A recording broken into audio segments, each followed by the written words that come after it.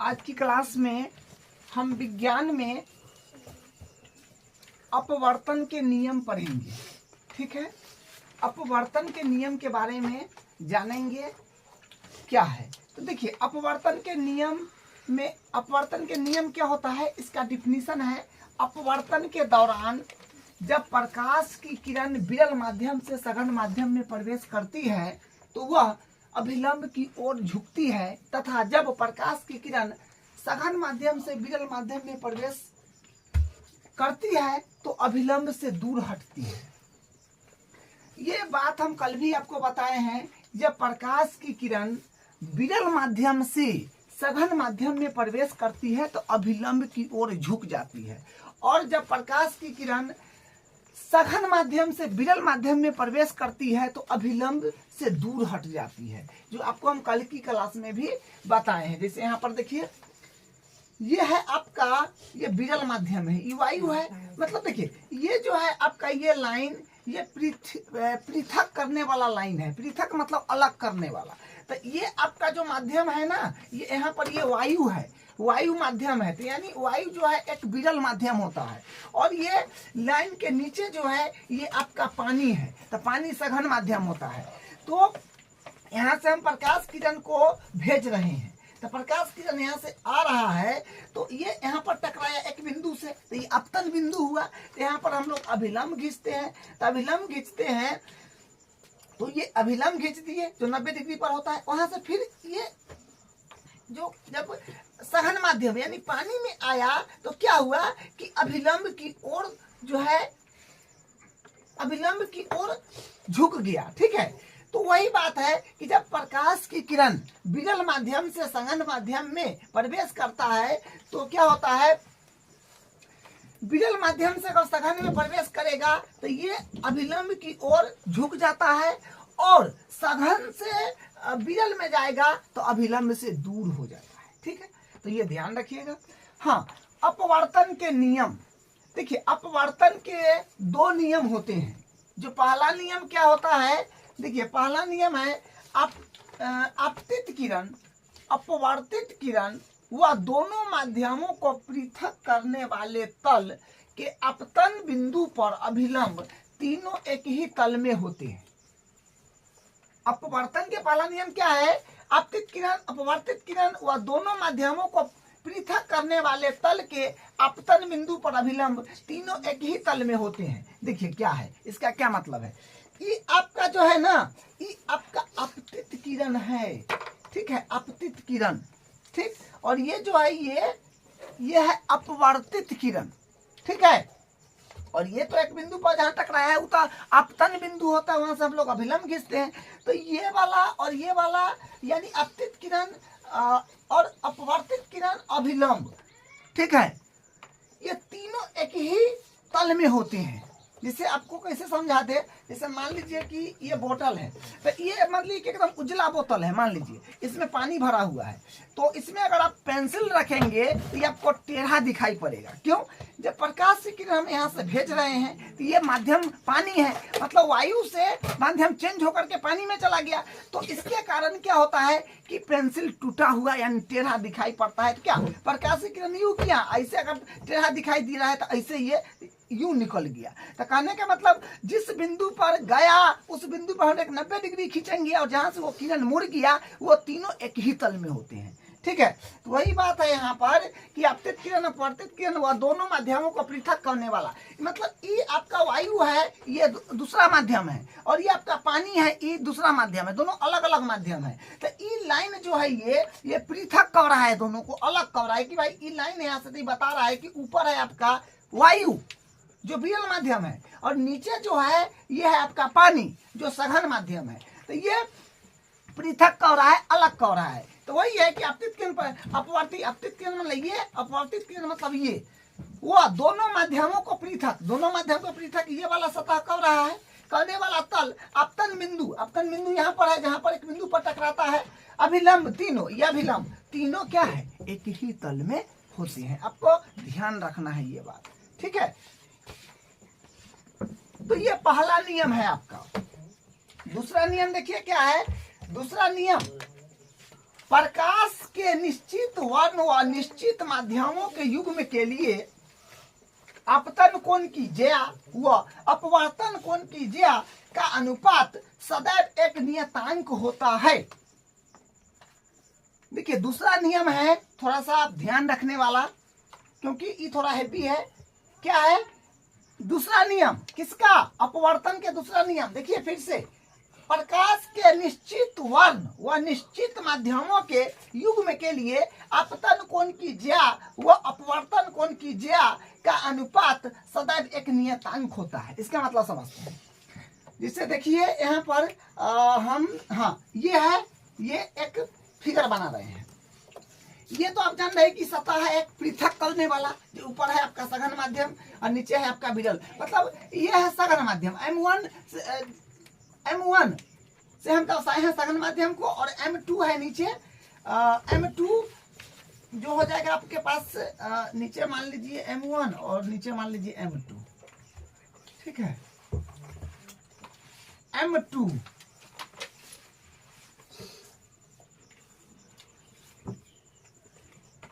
M2 मान लीजिए, तो ये हो जाएगा आपका विरल माध्यम। तो देखिए क्या है यहाँ पर कि ये सघन माध्यम है और ये विरल माध्यम है। ठीक है, यहाँ से प्रकाश की किरण को हम डाल रहे हैं।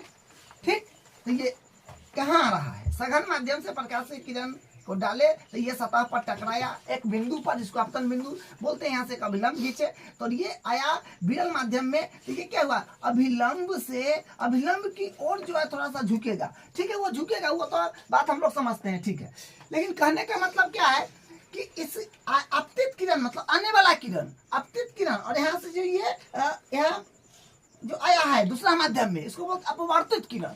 तो यहाँ पर जो कोण बनेगा और यहाँ पर जो कोण बनेगा, उसको यहाँ पर के कोण को हम लोग बोलते हैं साइन आई, और यहाँ पर के कोण को हम लोग बोलते हैं साइन आर।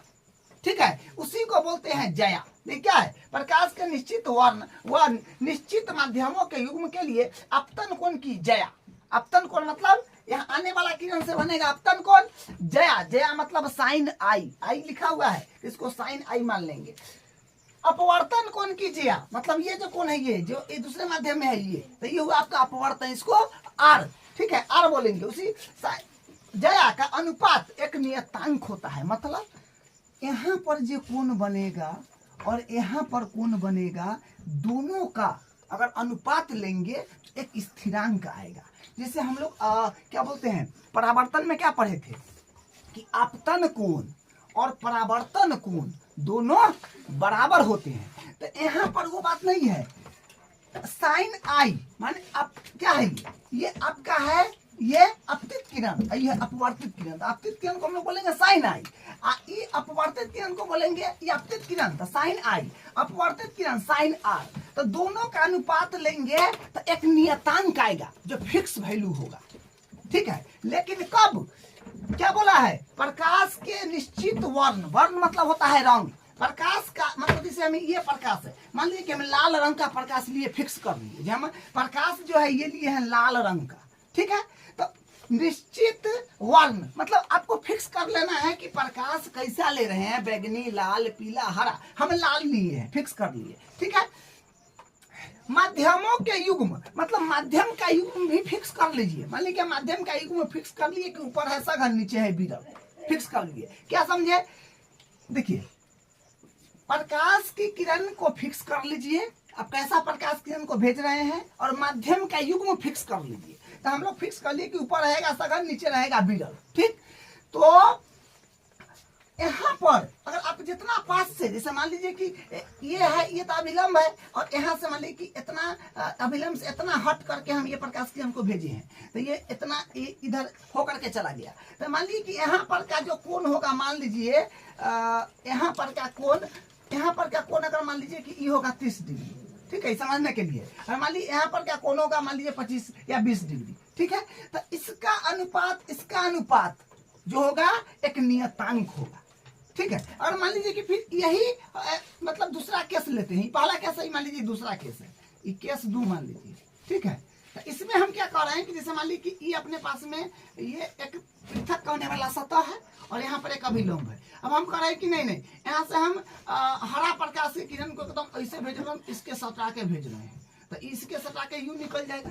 तो यहाँ पर जो कोण बनेगा और यहाँ पर जो कोण बनेगा, दोनों का जो होगा, दोनों का बाटा करेंगे तो एक नियतांक आएगा, फिक्स वैल्यू आएगा। कब? जब प्रकाश की किरण को हम क्या करेंगे, फिक्स कर लेंगे कि नहीं हम हरा रंग का ही प्रकाश लिए हैं और ऊपर में सघन माध्यम और नीचे में विरल माध्यम, तो कोण को कितनों हटा के, मतलब प्रकाश को कितनों यहाँ से भी क्या भेज दीजिए, कितनों दूर एक अंदर में कोण बन जाए, और यहाँ पर कितनों सट के बन जाए या कितनों हट के बन जाए, तो एक नियतांक होता है, बराबर वैल्यू आता है। ठीक है, साइन आई बट्टा साइन आर एकदम एक नियतांक वैल्यू आएगा। ठीक है, जिसको क्या है देखिए यहाँ पर इसमें साइन आई बट्टा साइन आर एक हमेशा नियतांक वैल्यू आएगा, जिसको हम लोग ई एन की तरह है, ई जो है ई इसका ये मुंह तो थोड़ा क्या है, बड़ा है, इसको ईंटा बोलते हैं, यहाँ पर लिखा हुआ है, इसको ईंटा बोलेंगे। साइन आई बट्टा साइन आर बराबर ईंटा। ठीक है, ये नियतांक है, एकदम फिक्स रहेगा। माध्यम को यानी वर्ण मतलब रंग, कलर को फिक्स कर लिए और माध्यम को आप फिक्स कर लिए, तो कितना भी कोण बने, यहाँ से क्या है, यहाँ से भी नकला पर क्या भेज दीजिए, यहाँ से सटा के नकला भेज दीजिए, यहाँ पर कितनों दूर अभिलंब से हो, कितनों ज्यादा अभिलंब से कोण बने, कितनों कम कोण बने, हमेशा एक नियतांक होगा, कितना भी केस ले लीजिए। लेकिन हाँ, अगर आप माध्यम चेंज कर दिए और प्रकाश का किरण चेंज कर दिए, तो फिर ये वाला बात नहीं हो सकता है। ठीक है, मतलब माध्यम फिक्स कर लिए, प्रकाश किरण को फिक्स कर लिए, तो आप कितनों पास करके कितनों दूर करके किरण को भेजिएगा, तो जो कोण आएगा, जैसे मान लीजिए थोड़ा दूर करके भेज दिए, जैसे यहाँ पर हम खींचे और यहाँ से अभिलंब है, ऐसा कोण खींच दिए ऐसा, तो यहाँ पर जितना कोण होगा इतना थोड़ा सा बेसी आएगा, यहाँ पर मान लीजिए जितना आएगा। हमेशा अगर हम प्रकाश किरण को फिक्स किए और माध्यम ऊपर में सघन रखे, नीचे में विरल रखे, कितना भी केस ले लेंगे, एक नियतांक राशि आएगा।